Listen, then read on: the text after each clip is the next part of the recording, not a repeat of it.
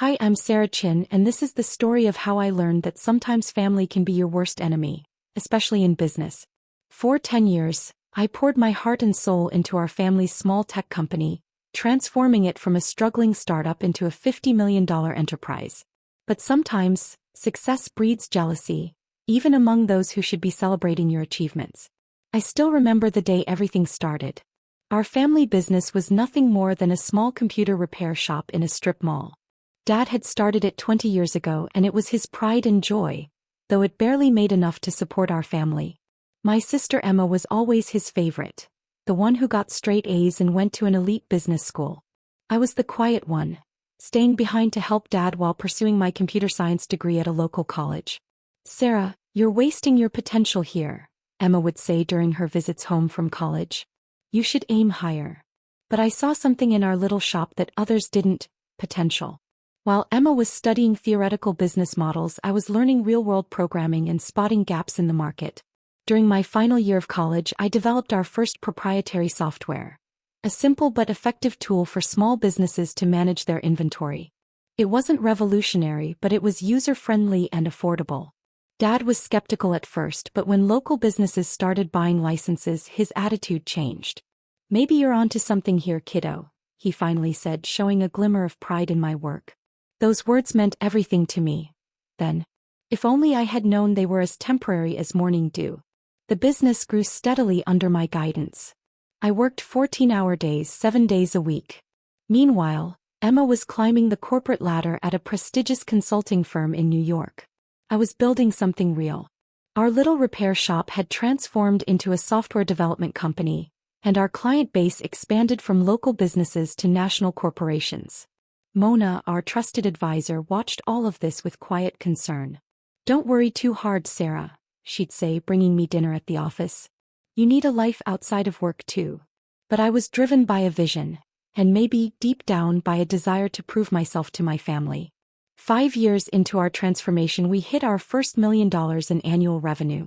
That's when Emma suddenly became interested in the family business again. She quit her job in New York and moved back home. "I think it's time I took my rightful place in the company," she announced at a family dinner.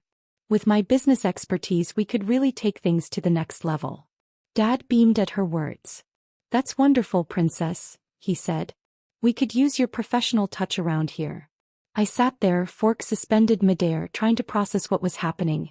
The company I had built from nearly nothing was being handed to my sister on a silver platter. I swallowed my objections and tried to be a team player. Emma was appointed co-CEO alongside me, despite having no experience in our industry. Dad said it would be good for the company's image to have someone with her credentials at the helm. I focused on product development and operations, while she handled marketing and investor relations. The next 5 years were a study in contrast. While I continued developing new software solutions and maintaining client relationships, Emma focused on creating a glamorous image for herself as the face of the company. She gave interviews about being a woman in tech and accepted awards for entrepreneurship, all while taking credit for innovations my team and I had created. Our revenue continued to grow, reaching $50 million annually. But so did the tension between us. Emma began excluding me from key meetings, making decisions without consulting me, slowly pushing me to the sidelines of my own creation. Then came Dad's 60th birthday party, the day everything changed. The party was Emma's idea, of course. She rented the grand ballroom of the city's most expensive hotel and invited all our business associates.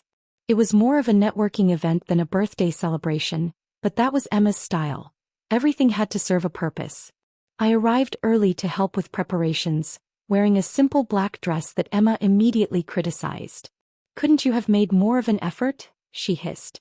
"These are important people coming tonight." I ignored her comment and focused on greeting guests as they arrived. The room filled quickly with business associates, clients, and family friends. Emma worked the room like a politician while I stayed in the background, making sure everything ran smoothly. During dinner, Emma clanked her glass and stood up for a speech. I expected the usual: a touching tribute to Dad or some childhood memories. Instead, she dropped a bomb that would shatter our family forever.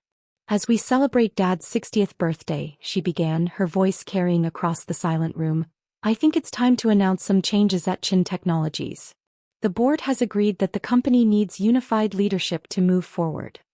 My heart stopped. Board meetings? What board meetings? Thought stunned. For too long, Emma continued. We've been held back by outdated thinking and resistance to change. Effective immediately, I will be taking over as sole CEO. It's time for certain elements that are no longer serving our growth to step aside. The room erupted in murmurs. I sat there, frozen, as Emma continued her character assassination disguised as a corporate announcement. Some people, she said, her voice dripping with false sympathy, are better suited to technical roles rather than leadership. My sister Sarah has been adequate in maintaining our legacy systems, but to compete in today's market we need vision. We need excellence. And frankly, Sarah, you're just not cut out for this level of business. I looked at Dad expecting him to stand up for me. Instead he was nodding along with Emma, a proud smile on his face. Mom stared at her plate, hands trembling. Her voice rising, Emma continued, "You're worthless in today's business world, Sarah. Your old-fashioned ideas and lack of proper business education have become a liability. It's time for you to step aside gracefully." The silence in the room was deafening. Hundreds of eyes turned to me, waiting for my response. I could feel the pity, the shame, and the judgment. Everything I had built, every sacrifice I had made, was being stripped away in front of everyone. I stood up slowly, my chair scraping against the floor. The sound echoed through the ballroom like a gunshot. Everyone expected a scene. Tears, maybe shouting. Instead, I simply picked up my purse, walked to Dad's table, and placed a small wrapped package in front of him. "Happy birthday, Dad," I said quietly. Then I turned and walked out of the ballroom, head held high, leaving behind the whispers and stares. That night, as I sat in my home office surrounded by awards and patents bearing my name, I made a decision. Emma thought she had won, but she had forgotten one crucial detail. Something that would turn her moment of triumph into the biggest mistake of her life. As I powered up my laptop and began typing, a small smile played on my lips. Tomorrow would be interesting indeed. After all, there's more than one way to run a successful business. And I had learned more in 10 years than Emma had learned in all her fancy business classes. The next morning would bring changes that none of them saw coming. Changes that would make them realize exactly how worthless I really was. The next morning dawned bright and clear. I arrived at the office early before anyone else and waited. At precisely 9 a.m., Emma strolled through the front doors with Dad beside her, both wearing triumphant smiles. Smiles that were about to be wiped from their faces. "Sarah," Emma's voice held a mix of surprise and annoyance. "What are you doing here? I thought after last night, you'd have the dignity to stay home." I smiled, remembering the email I had sent at 3 a.m. to every major client, partner, and employee of Chin Technologies. I was just wrapping up some loose ends. "Sister dear," I thought, "but since you're here we should probably talk about the company's future." There was no need. Dad's voice interrupted, firm. "There's nothing to discuss. Emma's in charge now. The board has already approved it." I nodded. "Yes, the board," I said, pulling out my tablet. "Let's talk about that. You see, while Emma was busy planning parties and giving interviews, I was actually building this company. And there are a few things you both seem to have forgotten." I pulled up a document on the conference room's main screen. "First, let me remind you that I own 51% of Chin Technologies shares.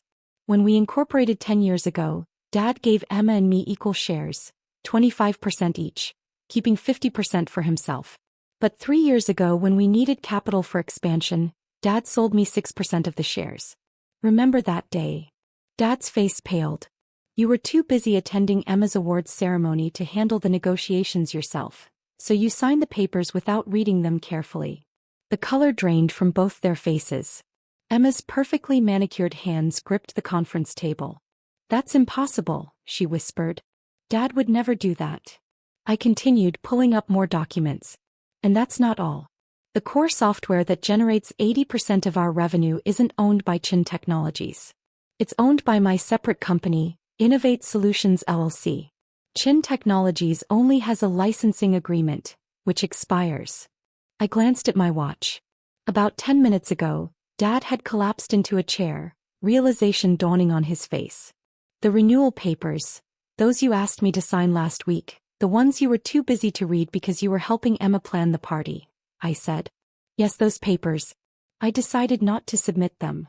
Emma's face contorted with rage. "You underhanded little." I cut her off. You might want to hear the rest before you finish that sentence. While you were busy announcing my supposedly graceful exit last night, I was sending emails to our clients. Most of our major clients have personal loyalty clauses in their contracts. They sign with Chin Technologies because of me, my expertise, and my track record. Last night, I informed them of the leadership changes and my departure. I pulled up my email showing dozens of responses that had already arrived. Would you like to know how many have already triggered their contract termination clauses? Or how many of our top developers, who, by the way, are actually employed by Innovate Solutions, have already accepted positions at my new venture? The room fell silent. Through the glass walls, I saw employees gathering, whispers spreading as they checked their emails. Emma's perfect composure cracked as she frantically checked her phone. You can't do this, she stammered.